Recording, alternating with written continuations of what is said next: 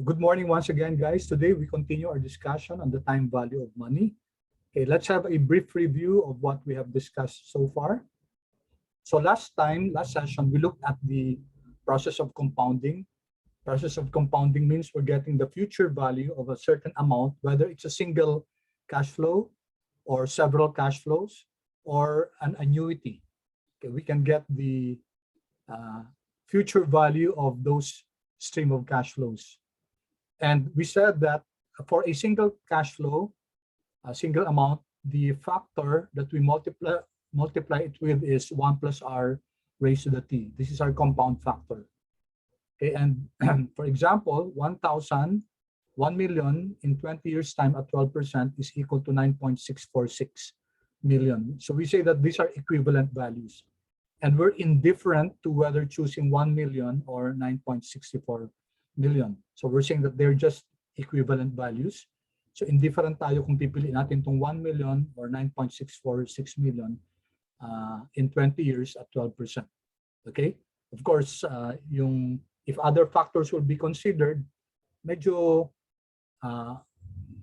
pwede maiba yung decision natin. Pero still, yung equivalency niya, pareho lang. No? 1 million is the same as 9.646 million in 20 years. Sabi din natin, yung power of compounding, 20 years, gawin mong 40 years, hindi siya magta-times 2. No? 9.6 naging 93. So exponential yung growth, no? Exponential yung rate. In fact, yung after 100 years, dito billion na to 83 billion. Ito 93 million lang. Okay, so you can see, dun sa plot natin last time, di ba? We plotted this. Yan. And we were able to see indeed that grabe yung yung exponentiation niya. No? Okay, and an application of that is what we said about investment. No, pag kumuha tayo ng insurance, for example, hindi linear yung yung returns doon. The longer you invest, you put on premium to your insurance. Kasi saan ba yung ginagamit ng insurance? Usually, ginagamit yan to benefit others, no? Kunyari, may family na kayo later on, tapos kukuha kayo ng insurance. Usually, ang beneficiary na ginagawa nyo, either yung parents nyo, or yung wife nyo, or yung children nyo. That is to prepare any eventuality. Hindi naman natin masasabi na, of course, we don't want any untoward incident to happen to us, pero minsan that happens. Nasa kamay ni Lord yung natin, yung buhay natin, hindi natin alam kung kailan tayo i-call back, no? Kailan tayo will be called back to face our maker. So insurance allows us to prepare for any eventuality in case something happens to us. Okay, so nakakaawa minsan yung mga families na nawawala yung padre de pamilya, tapos hindi nakapag-provide ng insurance para sa asawa o para sa anak. Kawawa din yung ganung situation. Pag may insurance, at least merong mapupulot, may makukuha, no? A certain amount, depende dun sa policy. Okay. And as I mentioned a while ago, kunyari yung variable yung insurance natin, after some time, tapos kunyari after 30 years or 40 years, nag-mature yan, and wala naman nangyari sa atin, makukuha natin yan, yung amount na in-invest natin. It's like an investment. And what we'll get is based on an exponentiated compound rate yun. Hindi siya linear na ganyan. It makes sense, no? Kasi doble. Protected yung family, and then also invested din tayo in the future when we retire. Okay, so that's a power of compounding. On the other hand, guys, yung reverse yan, yung process ng discounting. Discounting is getting the present value. And the formula, the discount factor is 1 plus the rate raised to the negative t, which we said last time is just equal to 1 over 1 plus r raised to the t. So you know that from your algebra. We also looked at the computation for doubling our money. Meron tayong sinabi natin na na shortcut, yung estimate, we use 72 and then divided by the interest rate. So it doesn't matter kung magkano yung initial amount. You can compute for the number of years it will take the money to grow. Of course, pwede nating gamitin yung and per function ni Excel, which we're going to look into later, or yung estimate natin na 72. No? 72 divided by the interest rate, tanggalin nyo lang yung ano, or times 100, that will give us the estimated number of years for the money or number of periods for the money to double. Okay, so ito yung reverse lang natin guys, getting the present value. No? So 9.646, we expected that the present value will be 1 million din. Kasi pareho lang naman ng parameters ng terms. Okay, and then we also looked at the formula itself. Okay, so pareho lang yung lumalabas dun sa PV function ni Excel. So kaibigan natin guys, si FV, si PV, malaking tulong yan sa pagko-compute ng mga cash flows. All right, then we also looked at the annuities. Sabi natin dalawang klaseng annuity. You have annuity ordinary, where the cash flow begins at the end of the period. So nagsimula yung transaction dito sa year 0, yung cash flow, it will come into play at the end of year 0, which is this one. Samantalang kay annuity due, immediately. No? Immediately. So pareho lang silang limang 2,000. So that means 5 periods yan. Ito din 5 periods to. No? Wala nga lang siya sa dulo. Si ordinary naman, wala siya sa simula. And we said last time that we expect that the present value of an annuity due will be greater than an annuity ordinary. Ceteris paribus. Pareho lang yung cash flows. No? Mas malaki yung present value ni annuity due. Okay? So it means from an investment perspective, mas maganda yung dito, no? Yung sa annuity due. Pero sa payment perspective naman, kunyari naglo-loan tayo, mas maganda kung yung payment natin magsisimula dito at the end of the period.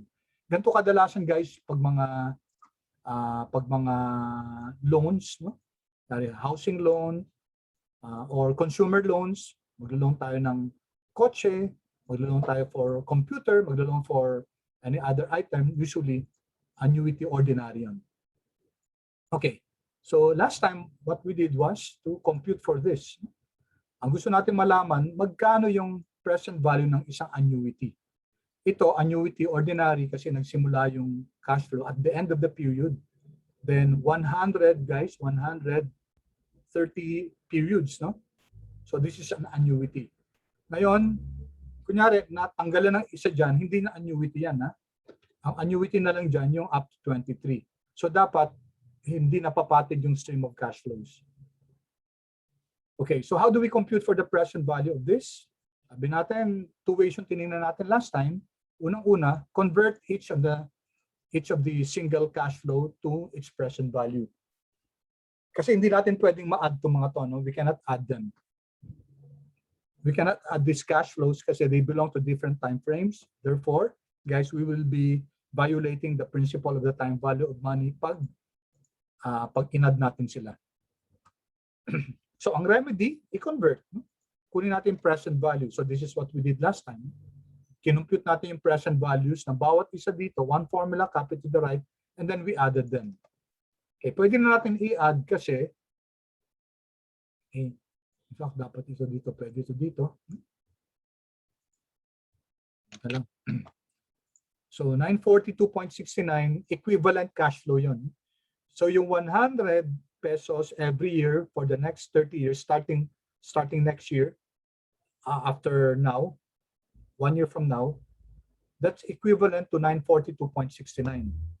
Okay, so if we're made to choose between them, sabi natin indifferent tayo kasi pareho lang naman sila. And this is the shortcut. We can just use the PMT, no, function in Excel kasi may PMT dito.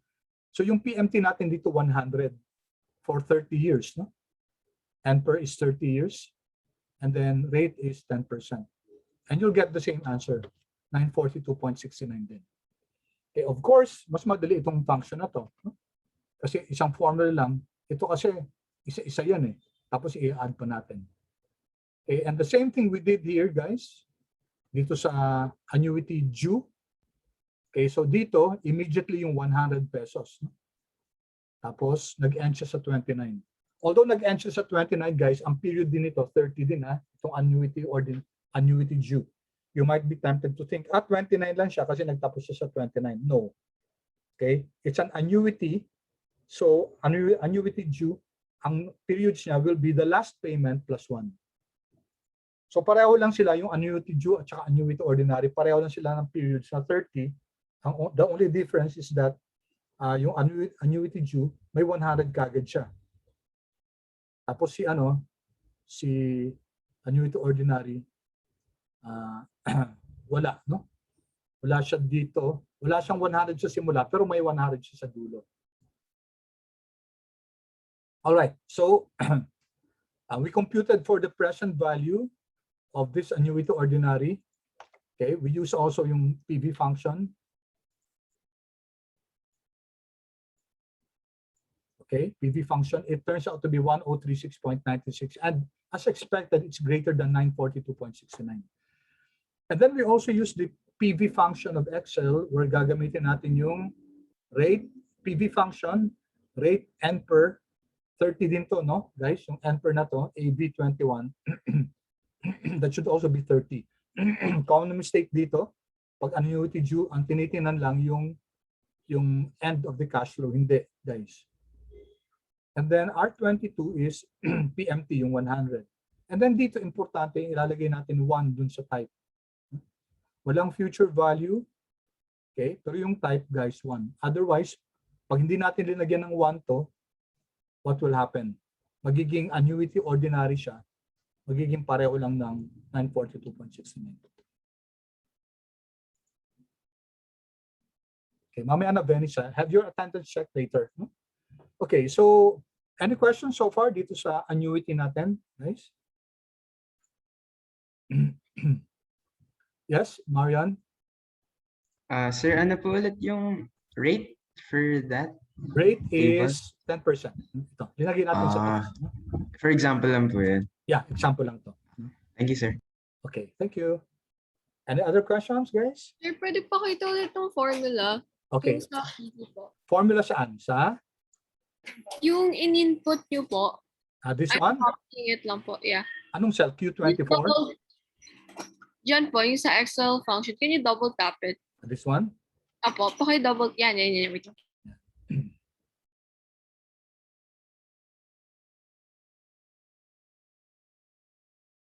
Thank you for questions like this, guys. I'm happy because that means you're not ashamed to ask questions, and that means you're trying to keep abreast with what we're doing. Sir, meron po bang input yung AV21? AV21 is yung 30 yon, yung 30. Ito. So number 30 lang po. Oo, 30 siya. Kasi this is an annuity of 30 years. Kahit na hanggang 29 yung ang ano dyan, guys, bilangin nyo kung ilan yung cash flow. 30 yung cash flow na to, no? Although nag-end siya sa 29 kasi nagsimula siya sa sa year 0 immediately. Okay? Thank you for those questions. Any other question before I proceed? Again, guys, I appreciate questions like this, no? Kina-clarify nyo, maganda, that's a very good practice. Okay, so kung wala ng questions, let us go back here. We already did this before, no? Last time. Okay, i-review lang natin. So same problem to, no? Annuity of 100. Okay, interest rate is 10%. Number of payments is 30. And then we were able to show that the present value is negative PV. Naglalagay tayo ng negative, guys, kasi alam natin na yung payment natin, yung other cash flow natin is 100 positive. Therefore, pag kinuha natin yung equivalent na present value, it will return a negative answer. That's why we're putting negative here. And this is our rate, 10%. N per is 30. And PMT is 100. So wala naman tayong future value. And then type, guys, is since ordinary siya, then we just ignore, no? Kasi or another way to do it, if you want, is just to type 0 there, dun sa type. Okay? So, you get the same answer. It's 942.69. Pag ano naman, guys, yung annuity ordinary, sabi natin ang difference, ilalagay din natin yung 1 dito. Okay. So alam natin, guys, na yung 100 na yan, stream of cash flows. Let me use my digital pen. Okay, so that dapat clear sa atin yan. Okay, so bago ko pala gamitin yon, dito muna ako. So we can also compute for the present future value of an annuity. Okay, so by 100 tayo for the next 30 years, annuity ordinary, at 10%, magkano siya at the end of year 30? Magkano siya? At the end of year 30, we can use the FB function. Okay, so ano yung mga parameters dito? Ang rate natin is 10%, ang NPER is 30, and then PMT natin 100, okay, and then comma, wala kasing present value, and then type 0, which is ordinary, or we can just ignore this. No? Pwede hindi natin isama yan. Isama ko na lang, enter. So 16,449. In fact, guys, if di ba ang 942 sabi natin equivalent yan sa 100 for 30 years at 10%. That is also equivalent at 16,449 future value. Now sabi natin, kung equivalent talaga yan, dapat kung kunin natin yung future value nitong 942, you should also get 16,449. And true enough, guys, di ba? Kinuha natin yung future value ng, okay, so this is our rate at 10%. NPER is 30. Ignore natin yung PMT kasi yun ang ginamit natin kanina. Pero yung present value natin, 942.69. Okay, when we perform this, guys, lumabas na 16,449, which is the same, no? As computing for the future value using the annuity. So what does that tell us? Tama nga na equivalent value siya. No? Okay, and then we will be indifferent to choosing any one of them kasi they're equivalent. Okay, so, i-draw ko lang dito. 0, 1, 2, 3, 4, 5, 29, 30. Okay, so we're saying here that yung 100 annuity ordinary, so simula sa 1 hanggang 30. Okay, so ito yung cash flow natin, no? Stream of cash flows na 100.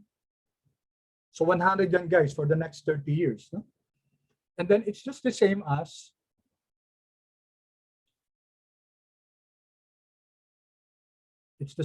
this one, 942.69.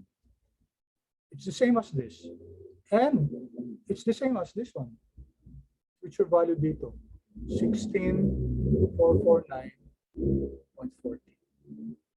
Okay, so you have here three cash flows that are equivalent to each other. Sabi natin, indifferent tayo kung makuha natin 942.69 now or 100 for the next 30 years starting next year. Okay, or 16,449.40 at the end of 30 years. Assuming ang rate dito 10%. Okay, so these are your equivalent functions, no? All right. So dito may formula tayo dito. Okay, gamitin natin to, no? We're being asked to compute for the, okay, so sandali ah. So this is the present value, annuity ordinary. Lagyan natin ng ano title para so that you know. Okay, this is present value annuity due.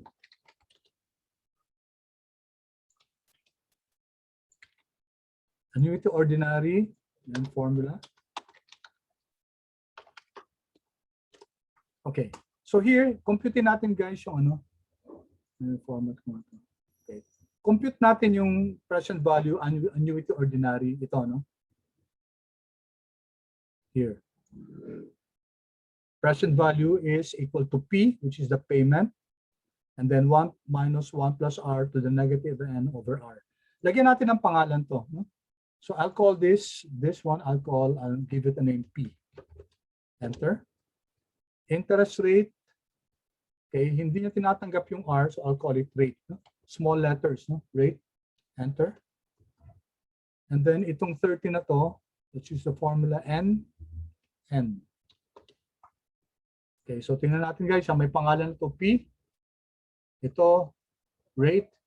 Ito, N. Okay, so let's follow the formula here.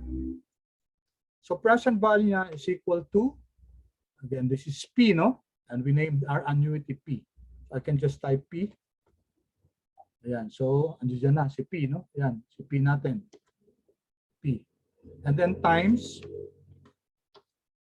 you have 1 minus quantity 1 minus, yung R natin is the rate, no? Rate, so yung rate natin. No? 1 minus rate raised to the negative. So yung period natin, ginawa natin N. So may small n dyan, yung small n yung ginamit natin. N. So that's, and then we can divide already by the rate. So take a look at that, guys. Take a look at that formula and pakigawa nyo rin and see if you get, dapat ang makukuha natin dito 942.69.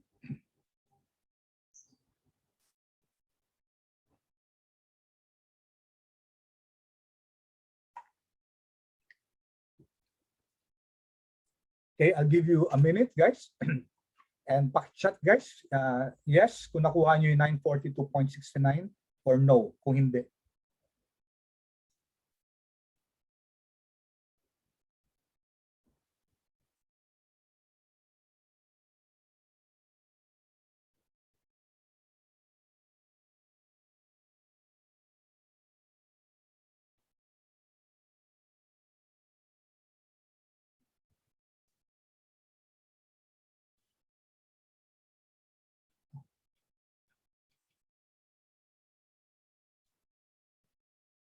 I'll wait for your chat, guys. No? Kindly chat yes kung dun sa formula na to, you got 942.69 or no if you got a different answer para ma-compare natin at saka ma-explain natin.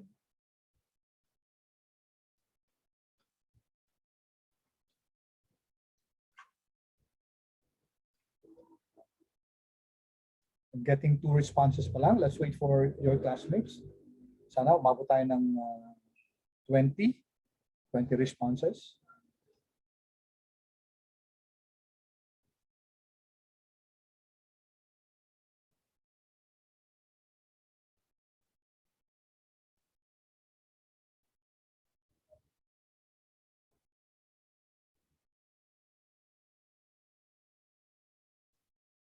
Okay, 5 pa lang. Okay. I hope we hit more.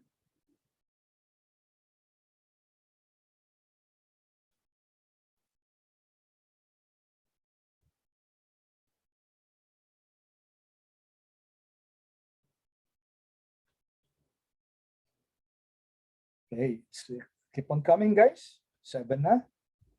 Okay, we're trying to hit at least 20 sana makapag-respond. If they got 942.69 to this formula, okay, take note, guys. Linagyan natin ng mga pangalan para mas maganda kasi, guys, kung ganun mas intuitive siya. Okay, let's wait for a few more. Yan, it's increasing. Salamat. And very good, very good. A few more, and then we continue our discussion.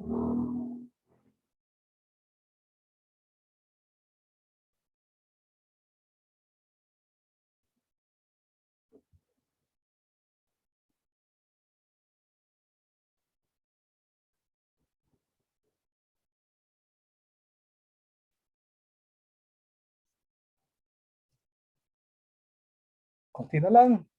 Few more respondents. And then we continue our discussion. So take note, guys, yung mga pangalan dyan, yung rate, yung P, yung N, binigyan natin ng pangalan yung mga cells natin. May advantage pa ganun kasi kitang-kita natin guys yung ano. And we can access that, yung mga cells na yan, kahit na nasa ibang worksheet tayo. Okay, very good. So, yan. Okay, so we have 20 responses. Thank you so much.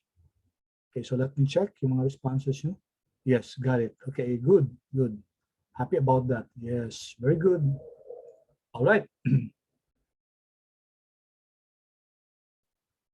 Lexi, may question si Lexi dito. Yung pag-rename ng cell, need ba siya? Hindi naman. No?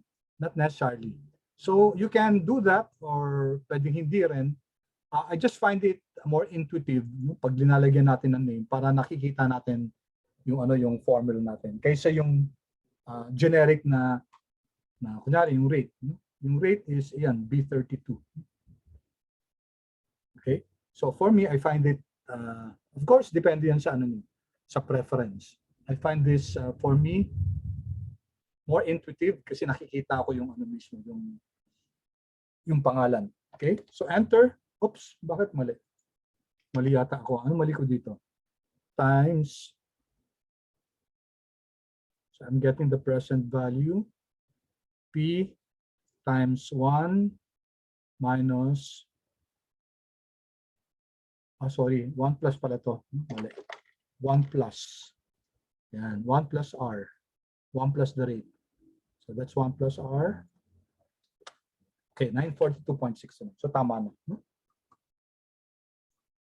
Okay, so here, kinonfirm lang natin na whether we use the PV function of Excel for an annuity or the formula itself. Ito, we'll get the same answer.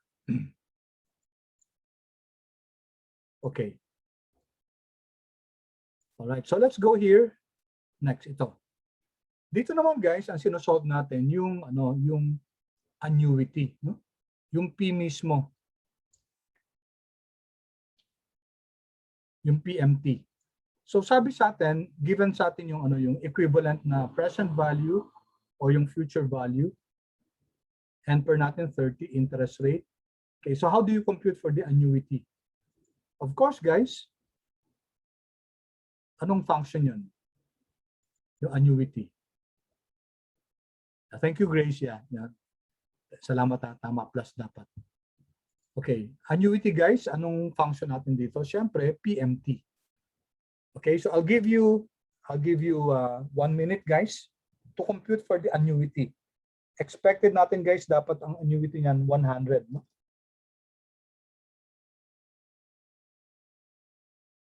So what I want you to do now is i-share nyo sa chat box yung answer nyo, yung formula mismo, yung is equal to PMT. And then, ikakopy ko, let's see kung if we get the same answer.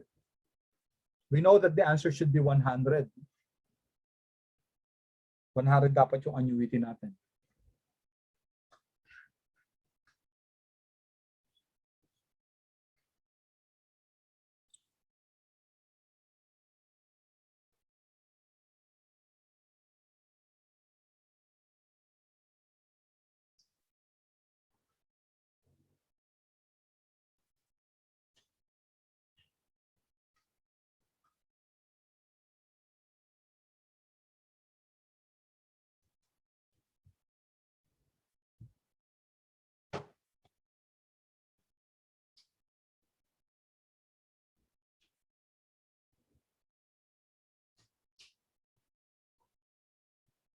If you got if you have the answer guys, paki-chat, no? Pakilagay sa chat, tapos tingnan natin. No?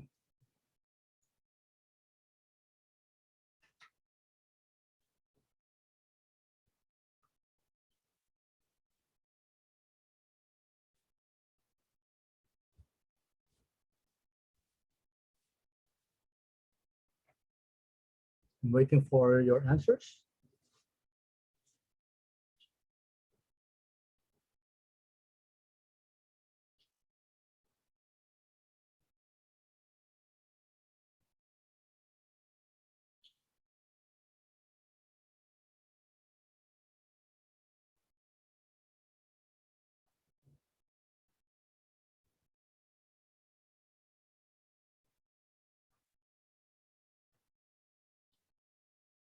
what you put here in the chat box, guys, is the formula that you used. So I'm expecting is equal to PMT. Anyone? Yan, meron na, no? So let me wait for others.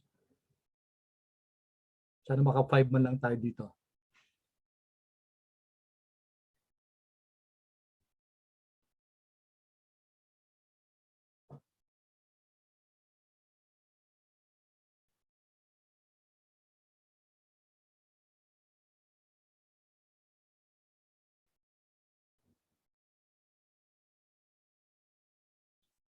About the others?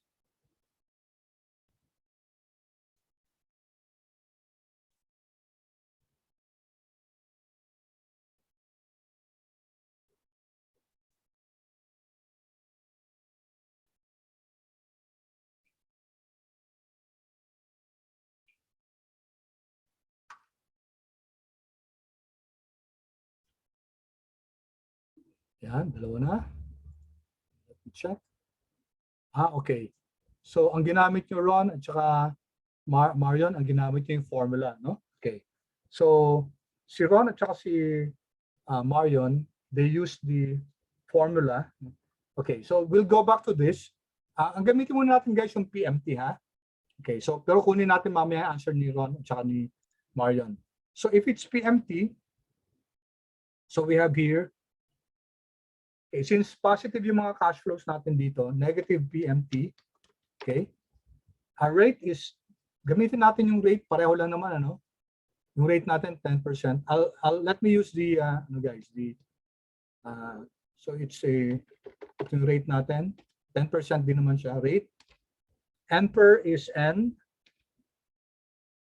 Okay, yung small n natin. Okay, and then, okay, ito, we want to get the equivalent of either yung PV or yung FB, no? So let's use PV first. So ang complete formula nito is walang FB. Kasi guys, dapat iisa lang ginagamit natin kasi equivalence yung tinitingnan natin dito. Pag dinalawa nyo kasi may FB na may PV na, iba na ibig sabihin nun. I'll explain in a while. And then it's just end of the period kasi annuity ordinary. No? Yan. Or we can ignore the 0 and then the 2 commas.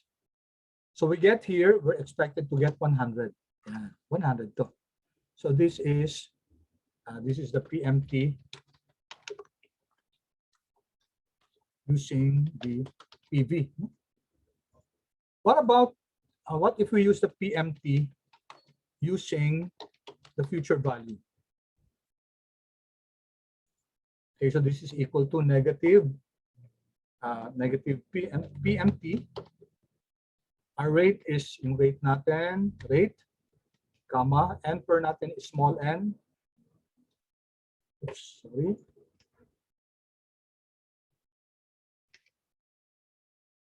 Small n, and then comma, PV natin, sabi natin, ang gagamitin natin si FB. So this is FB. Okay, ignore the type kasi annuity ordinary siya. So we get the same answer here.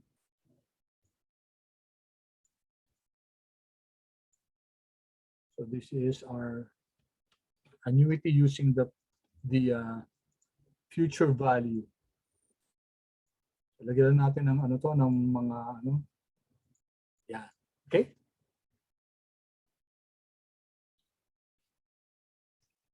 Okay, tapos may formula din kasi tayo ng annuity, no? Ito. P is equal to, so copy natin to, Control C. Dito natin isolve. Control V. Yan. We can also compute using the formula for the PMT.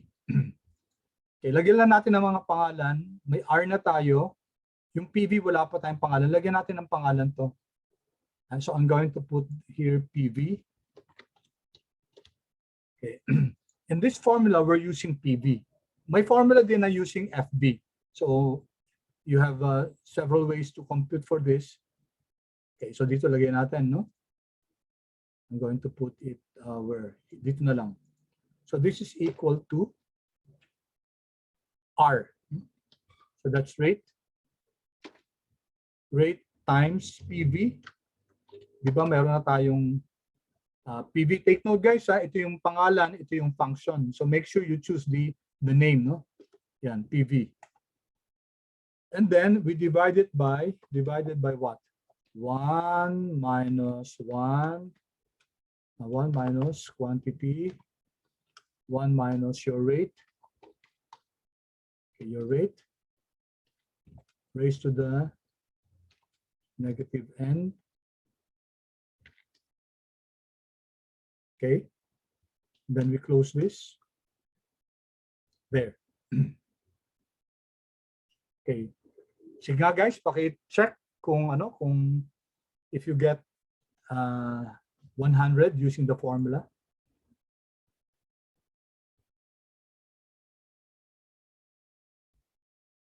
Okay, thank you, Ron.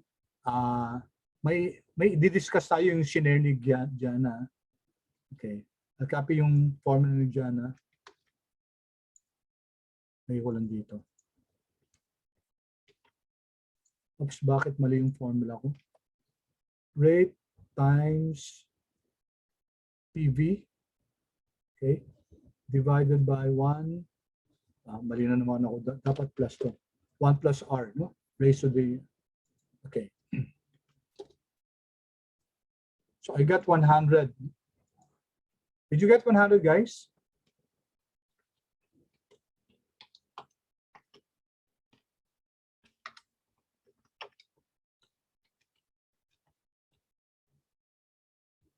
Did you get 100? Okay, thank you, thank you. Let me flash first the formula again kasi baka hindi nakuha ng iba. No? So we were using the formula to get the payment, the annuity. So based on the formula, it's R times the present value. Linagyan natin ng mga pangalan to, no? Para ma-compare natin. Over 1 minus 1 plus R. Okay, raised to the negative n. Okay, so that's our formula. Control Enter. We get 100. So pare-pareho, no? This one we're using the function of Excel, yung PMT. So then, and this one just the formula itself. Okay. Now, may iba sa nag-answer ito 200. No? Okay, let me explain this. So let's be very careful when we look at equivalencies. No? Okay, dito, ano nangyari dito? Bakit naging 200? 0, 1, 2, 3, okay, and then 29, and then 30. So dito, ang sinasabi natin dito, meron tayong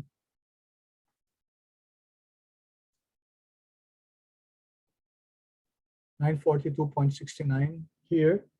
Meron tayong cash flow daw dito, no? We have a cash flow here na 942.69. Tapos meron pa rin tayo dito. We also have this one, 16,449.40. So dito guys, sa problem na to, dalawa yung cash flow natin. Meron tayong present value, meron tayong future value. Okay. In the original problem, hindi. No? Equivalent lang yan eh. So either you have 942 at the start or you have 16,449 at the end.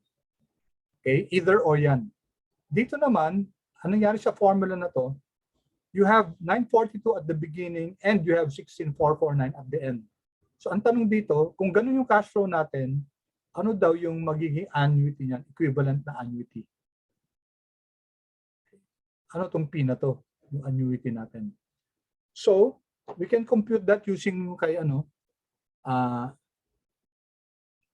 so hindi natin pwede magamit ito, no? Kasi pareho may FB din dito eh. So we can just use the function in Excel. So is equal to negative PMT. That's what we want, no? Ang rate natin is our rate, comma, our N per is our N, number of years, and then comma, PV, meron tayong PV, 942. So yun, PV, comma, meron din tayong FB. kasi FB hindi ko pa sinasave, ano? So this is our FB, yung B41. And then the type, ignore because pag wala naman sinabi, ang assumption lagi niyan, annuity ordinary. All right, so this one, guys, 200. No? Bakit? Kasi may dalawang cash flow tayo. May 942 at the beginning and then 16449 at the end.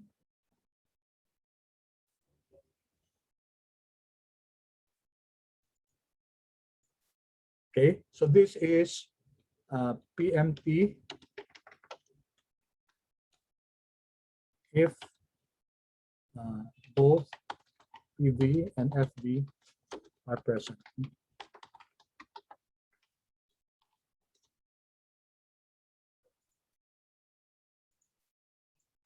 Okay. So clear ba yun, guys? Yung kaya nagkaroon ng 200?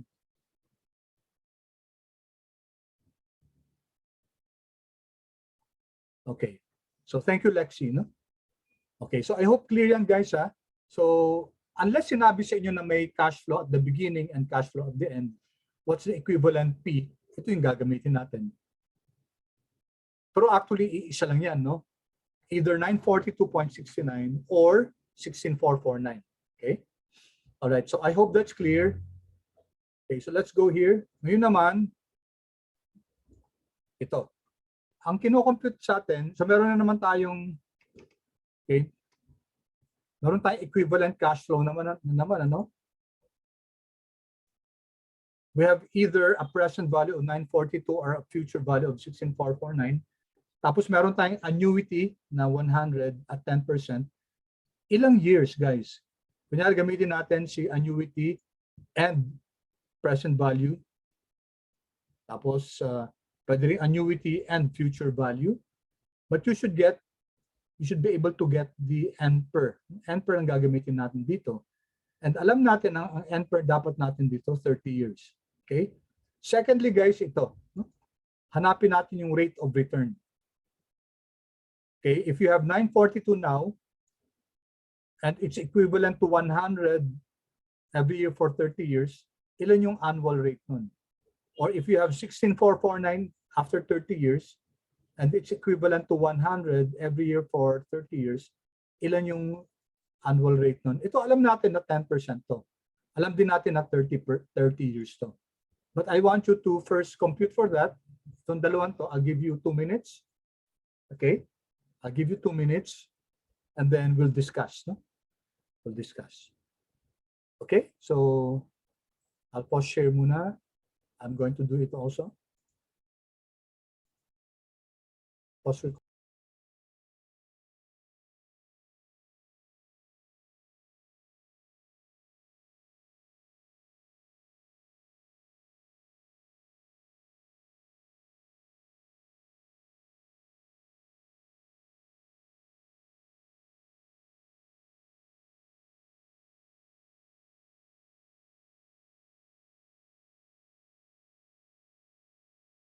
Okay, paki-chat guys if you got the same answer, more or less. No? If we're not getting the correct answer, kindly chat.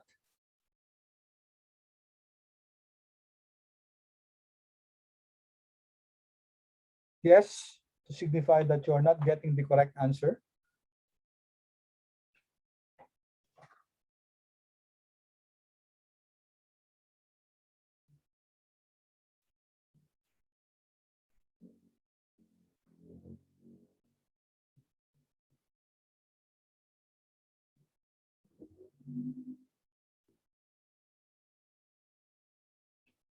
Okay.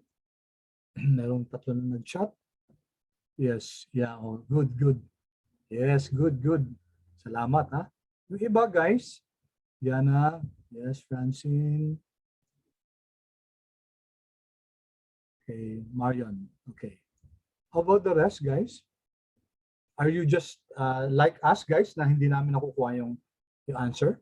Paki-chat ng yes. If that's what you got. Okay, hindi rin. Ayun, okay. So thank you, guys. Thank you.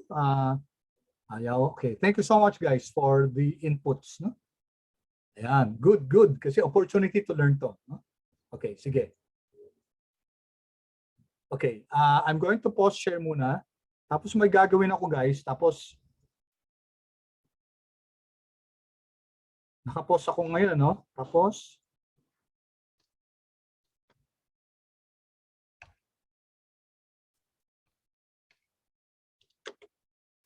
resume share.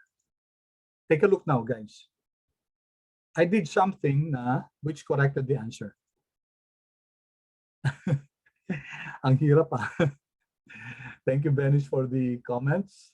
Okay. Kaya natin yan. Kaya natin yan. Now I'm getting the correct answer, 10% at saka 30%. Okay. Clue, guys, clue. The answer lies in the direction of the cash flows. Sabi ko, di ba? Last meeting, napaka-particular ni Excel sa direction ng cash flows. Very particular siya.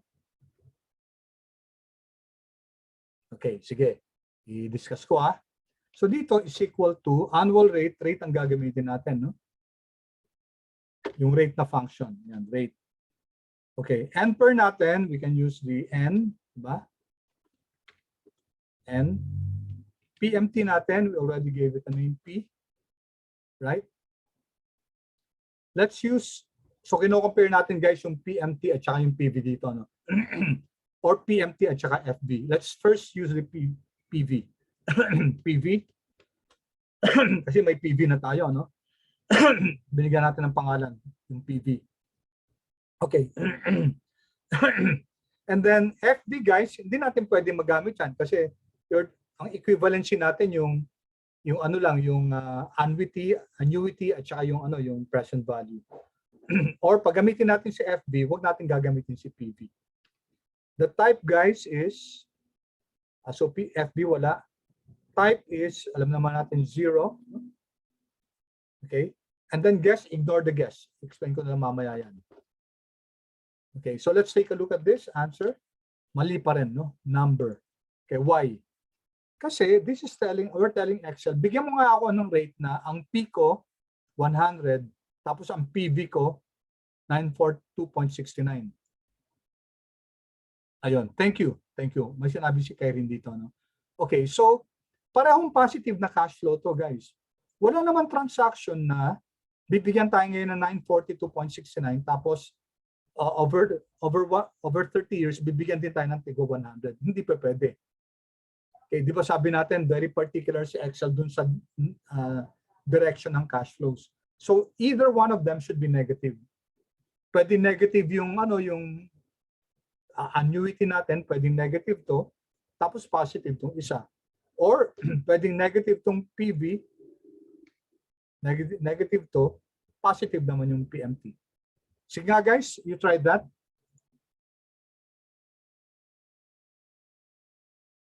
Yan, okay. Thank you, Venice. Yan, you're correct, no? So sabi ni Venice, hala sir, nakuha ko na pag ni-negative ko yung P. So either yung P o yung PV. It doesn't matter, guys, no? Basta isa dapat doon ano, yung negative, no? Okay, paki-chat nga guys if you got 10%.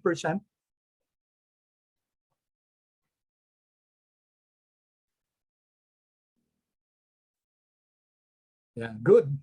Yan. Thank you.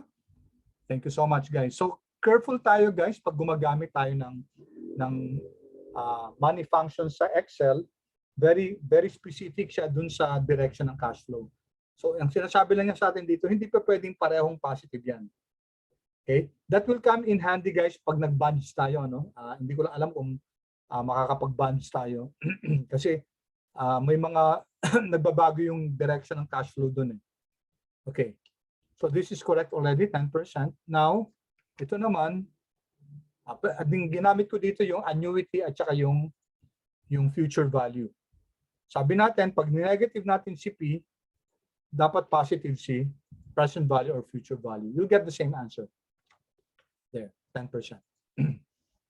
Okay? So, guys, ganun din dito, no? Ganun din dito. Ang mali natin dito, okay, that's why I got the answer here is that 30. Kasi yung iba, usually yung iba ginagawa, nagna-negative dito, no? Okay? Kasi alam natin na Pag may negative na answer, gagawin natin positive. So lalagyan natin ng negative doon. So positive 7 dito. But that's wrong. We know that's wrong, di ba? Kasi dapat 30 yan eh. Okay, kaya siya mali guys kasi hindi natin pwede in-negative yung yung n-per. When we're looking for the number of periods, tapos lalagyan natin ng negative siya, ibig sabihin negative years, hindi pa pwede. So ang mali natin, yung syntax natin, either dapat negative si P and positive si PV or vice versa. Okay, here I'm using PV, So I'll put here, kahit anong lagay ko dito, negative, positive yung isa. Okay, so enter. Oops. Kasi may negative ako dito, mali ito. So dapat positive yung n-per. Tapos ang may negative yung cash flow. Either yung P, yung FV, or yung PMT. This is not correct. Okay, kindly chat guys kung yes, nakuha nyo to. So pwedeng P yung positive, negative yung PV. It doesn't matter guys. Kindly chat please if you got the formula for n-per. Yan. Sige. I'll wait for more guys. I hope marami nagsabi ng yes, no?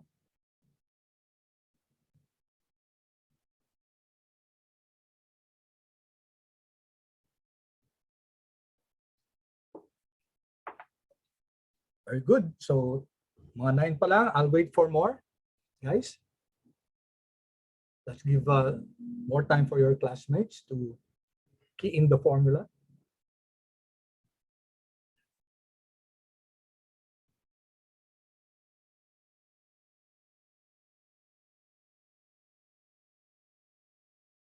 Hope to get 20 responses.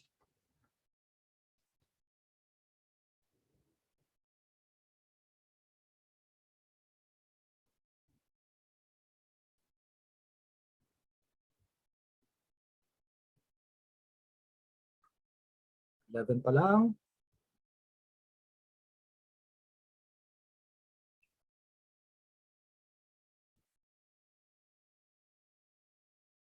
Okay, we're getting there.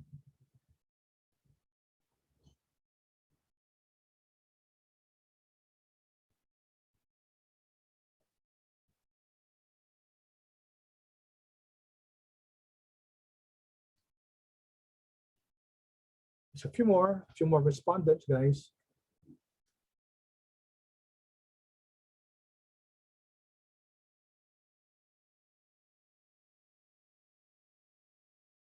Konti na lang. Tuloy na natin.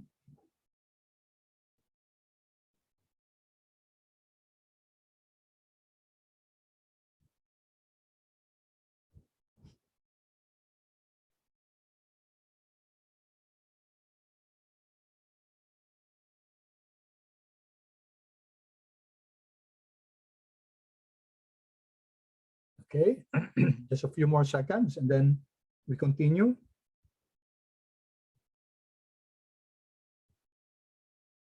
Okay, so we have 15 respondents. That's good.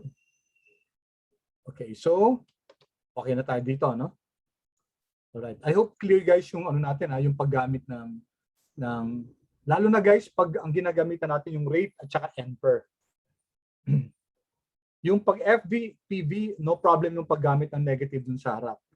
But if you're now computing for the n-per at saka yung rate, hindi natin pwedeng lagyan ng negative sa harap yun. Okay. Okay, so far, ang tinitingnan natin guys are cash flows that are uniform, yung annuity natin. Ang diniscuss pala natin yung annuity, yung present values ng annuity. Okay, this one.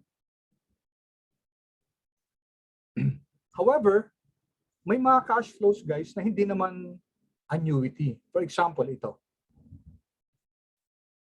It's what we call uneven stream of cash flows. So initially may investment na 9,000, tapos first year may cash flow na 1,000, 2, 3, 4, 5. If you recall guys, parang naging exercise natin to dati, I was asking you, will you invest in this type of an investment? So if you recall, some of us said that yes, kasi if we add this is 15,000 compared to 9,000 na outflow, okay tayo.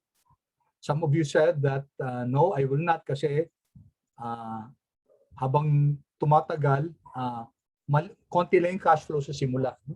Yung iba naman, yes, kasi sabi nila, that's good kasi habang tumatagal, lumalaki yung cash flow natin. Now, at this point in time, alam natin guys na those answers are not valid. No? Number one, hindi natin pwedeng i-add to kasi they belong to different time frames. Okay, we will be violating the principle of the time value of money. Number two, sabi natin, mas maganda kung mataas muna yung cash flow sa simula, pababa, kaysa yung ascending, no? 1, 2, 3, 4, 5. Mas maganda yung 5, 4, 3, 2, 1. Kasi the closer you are to time zero, yung mas malaking cash flow natin doon, mas mataas yung present value natin. Okay? So, I hope those concepts are clear, no?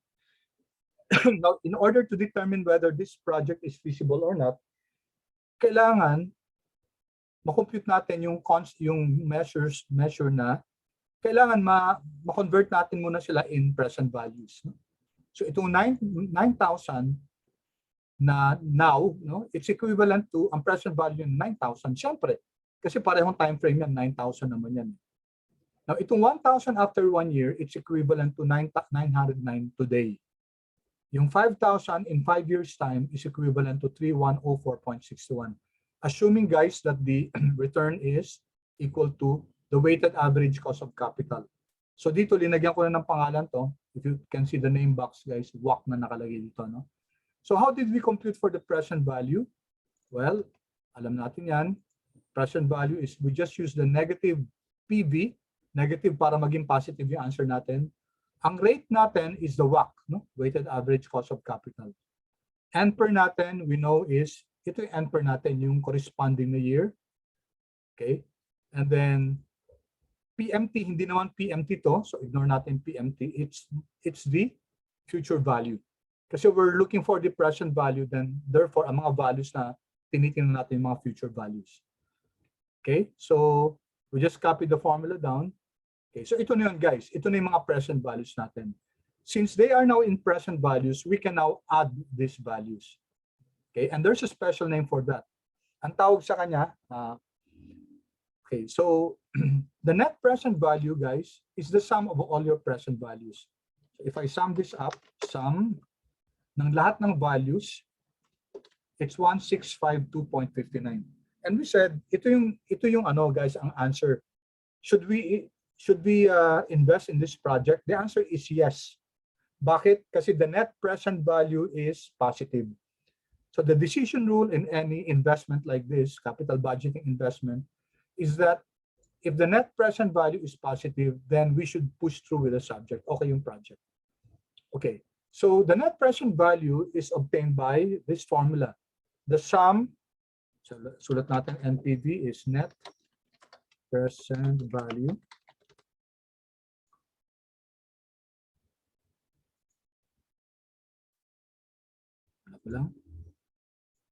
okay, the net present value is equal to the sum of the present value of your cash inflows minus the sum of the present value of the cash outflows.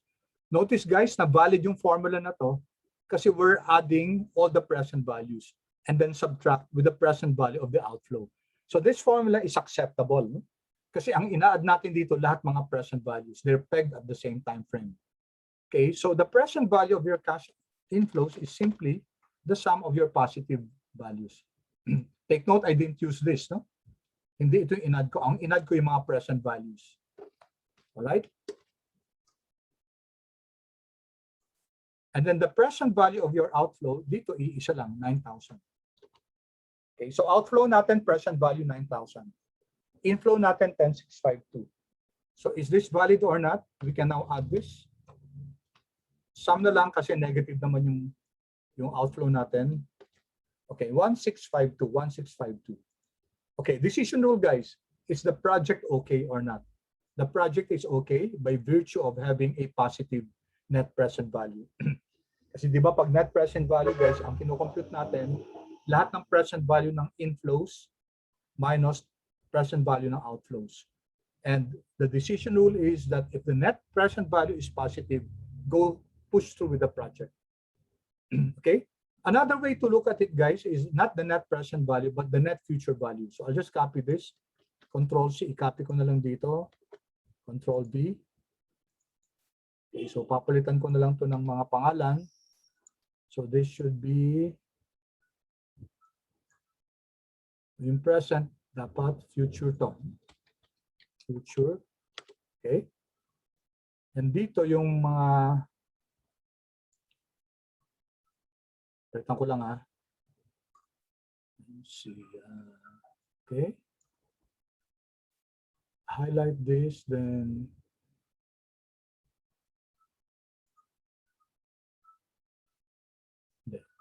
so dito pala. Replace. I'm going to replace lahat ng P. I'll replace it with F. Sana tama. Replace all. Yan, okay. So lahat ng P guys, pinalitan ko lang ng F. Future value. So future value of your cash inflows, future value of your cash outflows, net future value. So how do we compute for the net future value? So a net future value natin guys is we convert all our cash flows into future. All right. So ano gagawin natin dito? So it's equal to negative FB, future value ang hinahanap natin. Okay, how do we compute? Ano yung future value ni 9,000? Okay, future value at 5 years. Ilang periods yan guys? Ilang years ang i-compound natin siya? Remember, future value is compounding, no? So kung 9,000 ngayon, magkano siya after ilang years? Paki-chat please. Ano yung period natin?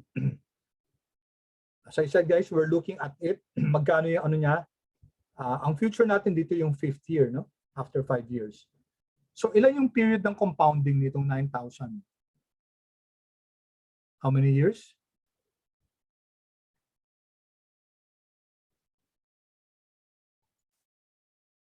6 periods, ha? Thank you, Marian, for your answer. Pero, I'll give you a clue, guys. Dito tayo magsisimula, di ba? Ilang periods natin i-compound to? Let me start with this one. Escape mo na. So we start with this one. How many periods? 1, 2, 3, 4, 5. Okay? So 5 years natin siyang kino-compound. Okay, let me see. Yeah, thank you. Thank you, Marian. You're correct. 5 years. So, thank you, Grace. You're correct. 5 years. So, itong 1,000 naman, ilang years natin kino-compound para i-compound natin sa year 5? Ilang years yan? So, tama. 4. Correct. Kyrene, Sofia, tama. 4 years. So, ibig sabihin nun, guys, ito, inyo to i-compound natin. 1, 2, 3, 4 years yan. 4 periods. Ito naman, 1, 2, 3. I hope you're seeing the movement of the mouse. Itong 3, 1, 2. 2 years to. Ito naman, 1 year. Tapos ito, guys, wala na. Okay, we expect this to be 0 din. We expect this to be 5,000 din. Kasi the future value of 5,000 in 5 years time is just 5,000. Kasi pareho ng time frame yan. So let's now have a discrete formula, negative FB. Ang rate natin, let's use the rate na binigyan natin ng pangalan, rate. Okay, ampere natin, mababago, no? Kasi bawat period, iba-iba. So, I'm sure you'll be able to figure this out. Pero para mas mabilis tayo, ang rate kasi dapat natin dito 5, 4, 3, 2, 1. Not the rate, but the period. 5, 4, 3, 2, 1, 0. So the best way, guys, is gamitin natin tong year natin dito, no? So here I'm going to use 5 here, and then I'm going to fix the row para magiging 5 minus 0. Pag dinag natin yung formula, 5 minus 1, 5 minus 2, 5 minus 3, 5 minus 4, 5 minus 5. Okay, that way, guys, na-capture natin yung 5, 4, 3, 2, 1. Okay? And ang maganda dito, naka ano yung formula natin, pwede natin i-copy down yung formula. Kaysa isa-isihin natin yan. Una dito 5. Tapos another formula here, 4. Another formula 3. So, hindi magandang ano yun. Model, no? So that's our NPER. Our PMT is wala. Wala namang PMT dito, no? Kasi, and then our PV. Kasi hinanap natin yung PV. Ang hahanapin sa atin dyan, PMT at saka PV. So ang PV natin will be this one. Okay, not this one guys, ha? Not this one. Okay? Comma, enter. So yung 9,000 ngayon guys, in 5 years time, that's 14,494. If we copy the formula down, as I said guys, no? Magkano yung 5,000 5 years from now at year 5? Of course, 5,000 din siya. Yung 1,000 in 5 years time, no? 1,000 next year in 5 years time, no? So that means ilang periods yun? 1, 2, 3, 4. 4 periods, no? It's equivalent to 1,464, etc. Ito yung mga future values nila. Now, because we have now the future values, we can now, pwede natin ma-summarize yung future values. So the summary of our future values is future value of our cash inflows, sum natin lahat ng future value inflows. Okay? And then future value of our cash outflow, isa lang yun, ito lang.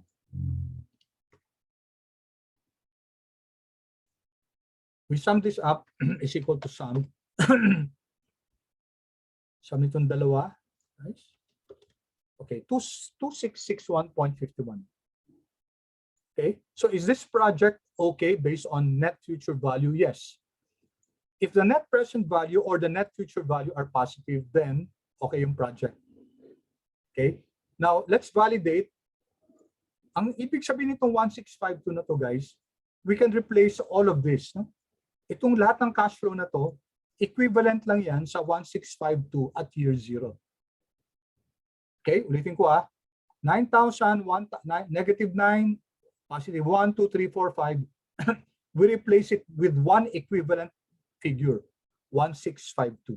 Pareho lang yan, guys. They're the same. They're equivalent figures, 1652. So, pwede natin guys i-compute, no? Yung 1652, magkano siya after 5 years to get your future value ng 1652. So, that's negative FB. Okay, ang rate natin is the rate, yung rate natin, comma, NPER natin is ilang years? 5 years.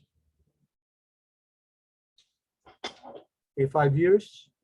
And then comma, PMT, hindi. Present value, 1652. So, hinahanap ko na equivalency yung 1652 guys in 5 years time. And then, you get this answer, 2651. Pareho lang siya nito, as expected. Okay?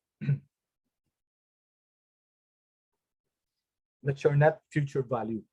So again, guys, net future value natin dito, sum of all of this. Okay, 2661.51. All right? So what did we do here, guys? How did we compute for the net present value? Nag-convert pa tayo. Kinonvert muna natin yung cash flows natin into present values. Okay, baka may question? So any amount po, sir, basta po year 0. Yes, oo. Grace, correct, no? Grace, paki-share yung question mo sa lahat.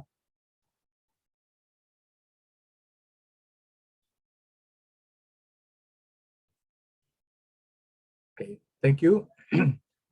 So, ang question ni Grace, kunyari ito, no? Year 0 siya, ano yung present value niya? Pareho lang, 9,000 din. Kasi ang tanong niyan, meron ako 9,000 ngayon, no? Magkano siya ngayon? Parang ganun lang yung question, no? Magkano siya ngayon? Magkano yung present value niya? Of course, ang present value na 9,000 ngayon is just 9,000. Ganun din dito sa future value naman. Magkakaroon ako ng 5,000, no? In 5 years time. Magkano yung value niya in the future, yung after 5 years din? Of course, pareho lang. Okay, so tingnan nyo lang guys yung context, no? Kung kinukuha nyo yung present value or future value. Okay, now ang question ko guys, how did we compute for the NPV? Well, what we did was to kinumpit muna natin yung mga present values and then sum up all the cash inflows and then compare it with the outflows, no? And then in-add natin, you get the net present value. Okay, and again guys, ano yung decision rule?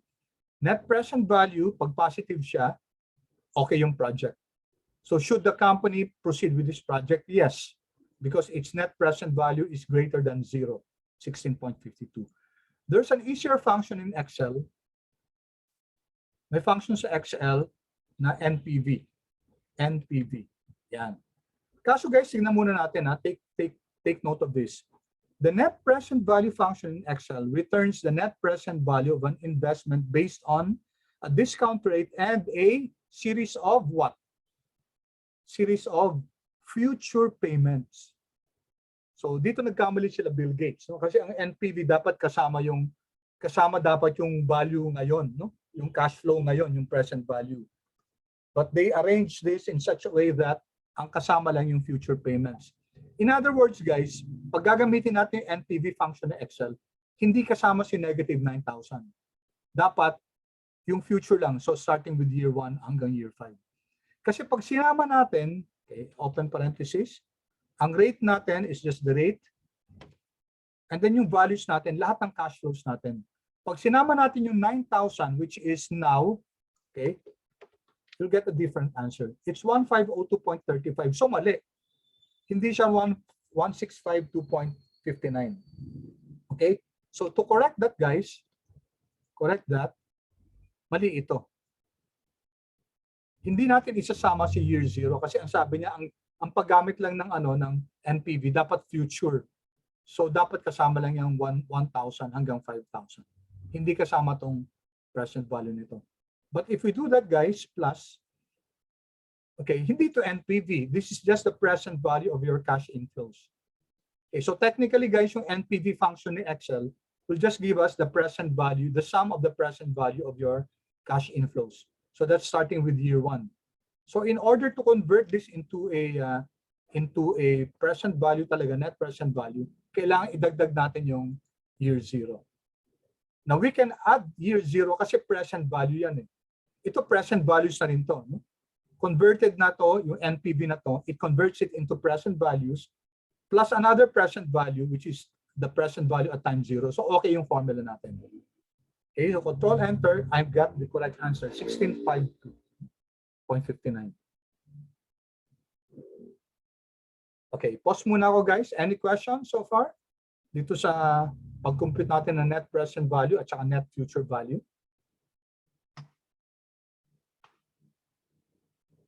Paki-chat please, guys, kung clear so far.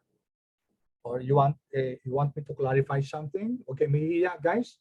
If you want me to flash a formula, please tell me. Okay, thank you, Jody. Thank you, Grace. Okay, Denise, Ron, Diana, thank you. Okay, Ivan, good. Sophia, good. Okay, Lance, William, okay, Kyrene, Francine. Salamat, guys, ha. Salamat. I really appreciate the feedback. Kasi, salamat, Marian. With conversations like this, Austin, salamat. I'm happy that nakukuha niyo yung no? And pag may questions, guys, siguro na nakita niyo naman na I pause really to ask you if you have questions, and if you have questions, I answer. No? Okay, salamat. All right. So sabi natin na okay yung project na to kasi ang net present value natin is 1652.59. No? Okay. Actually, guys, yung NPV, very powerful function yan. Kasi pwede natin makuha kahit na uneven cash flow yan, no? Uneven cash flow, katulad nito, no? Or kahit na yung annuity. Balikan natin yung annuity natin dito. No? Let me go back here. Kasi dito, how did we compute for the present value of this annuity? Di ba ginamit natin yung PV function? Yan. Ginamit natin yung PV function. Right? So, ang annuity ordinary, guys, so ito yung year 1 na yan, future na yan. So, pwede natin magamit actually yung NPV dyan. NPV. So, I'm going to use the NPV function here. Okay? And we will get the same answer. So, is equal to NPV. NPV. Ano yung rate natin? So remember, NPV will just give us the total present values of all your cash flows. So rate is 10%, pareho lang. And then comma, ano yung mga values natin? Dapat future. No? So since year 1, future to eh. No? After 1 year to. No? So we highlight this. And we expect to get, guys,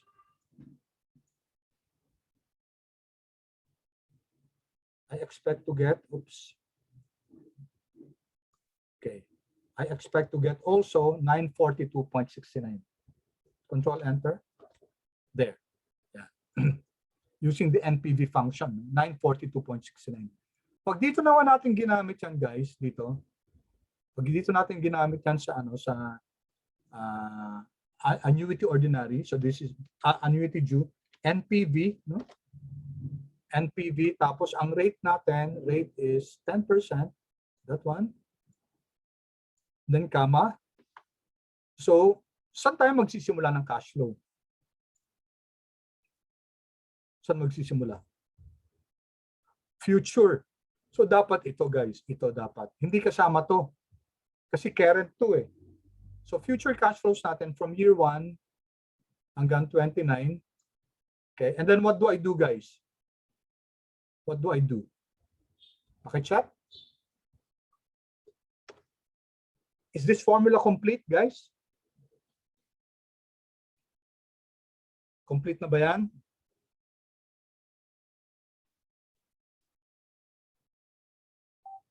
So, anong gagawin natin dyan, guys? Kailangan, pakichat nga, please. Kung anong gagawin natin?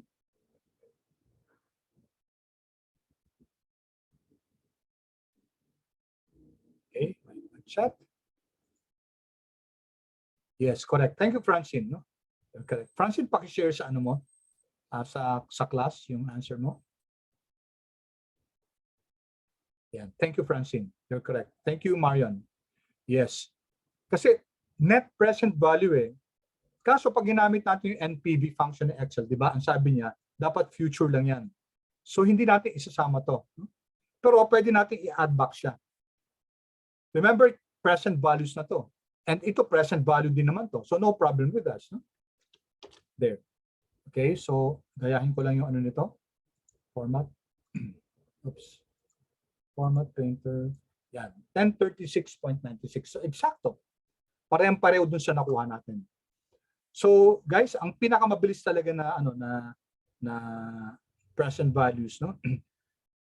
Lalo na guys kung may uneven. Hindi natin pwede magamit yung PV pag uneven yung cash flows. So we can use the NPV function, and that's a very powerful function in Excel to get the, okay, ito na naman, nagde-default siya sa ano, pag ini-increase yung ano, nagde-default siya sa 11 decimal places, so 2. Okay. Now there's another function. Okay, itong ano yung return ng project na to. Now, unfortunately, guys, we cannot use the rate function. Kasi tingnan natin yung rate function. Di ba kanina kinuha natin yung rate para malaman natin yung rate of return niya. So, is equal to rate. Now, tingnan niyo yung rate, guys. Yung rate function. N per. Okay? Unfortunately, guys, iba-ibang N per yan, no? Tapos PMT, hindi naman siya PMT. PV, magkakaibang PV. Eh, ang maka-accommodate lang na PV na to is just one, no? Or FV, just one PV or FV. So we cannot use the rate function. We have to use the IRR. Okay, IRR. Returns the internal rate of return for a series of cash flows. Open parenthesis. Values, dito tama, no? Sisimula natin sa year 0. And then guess, ignore, saka na natin i-discuss yan. Okay, enter. There. The answer is 15.47%. Question, is this project acceptable? Feasible ba yung project na to, guys? Based on an IRR of 15.47, paki-chat nga. If you think, yes. Pakisabi kong why, Thank you, Gianna. Pero why? Bakit siya katanggap-tanggap yung 15.47%? Yan, okay? Gianna, thank you. Positive, no, Marion, hindi. It's not because it's positive, no? The answer is, this is acceptable since, ano ba yung WACC natin? Ito dito, is equal to WACC. WACC natin is 10%, no?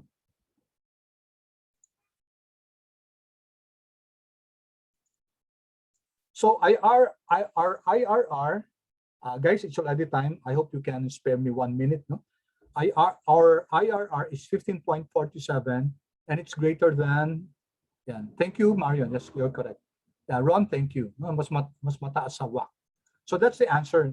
15.47% is greater than the weighted average cost of capital. Remember, this is your minimum, di ba? This is your minimum hurdle rate. Okay? Minimum hurdle rate, ito dapat yung minimum na rate of return ng isang project, yung 10% before bago natin matanggap yung maging acceptable yung project. Now, sometimes guys, nagko-conflict si NPV at saka si IRR. Sometimes, according to NPV, okay yung project, tapos sasabihin ni IRR, hindi okay yung project. In that case, always follow the NPV. Si NPV kasi guys, ang mas theoretically sound way of determining whether a project is feasible or not. Okay? NPV. And lastly guys, the IRR is that rate of return where your NPV is equal to 0. So in other words, pag ang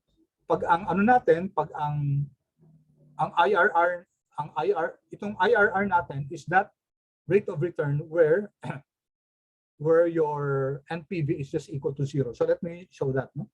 NPV. Hanapin natin NPV. Okay, so i-assume natin ang rate natin. Let's assume that our WACC is 15.47. So pag ang WACC natin 15.47, pareho siya ng IRR. So equal lang tayo, di ba? We were able to meet the minimum hurdle rate of 15.47. And then, comma, the values are, again, dapat magsisimula sa year 1, okay? And then plus yung cash flow natin at year 0. Okay, take a look at that. Okay, last question, guys. Ano yung NPV, guys, if the WACC is the same as the IRR? What's the NPV? Paki-chat, please.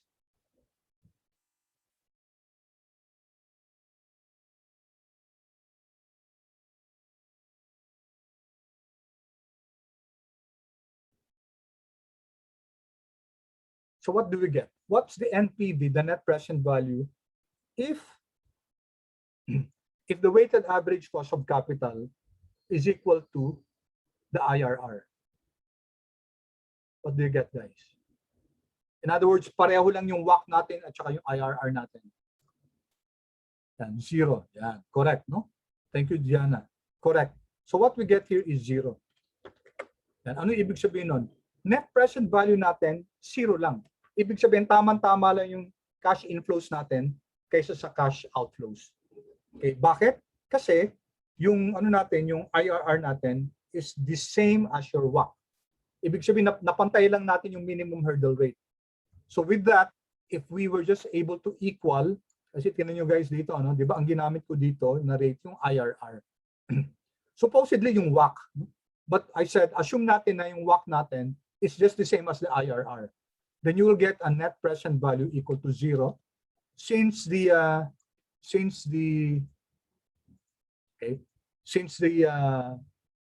IRR natin is just the same as the minimum hurdle rate. Then we get a net present value equal to 0. Okay. All right. Thank you, guys. Thank you so much. Okay. I hope you learned something. We'll continue with this next meeting. I'll stop recording ko na.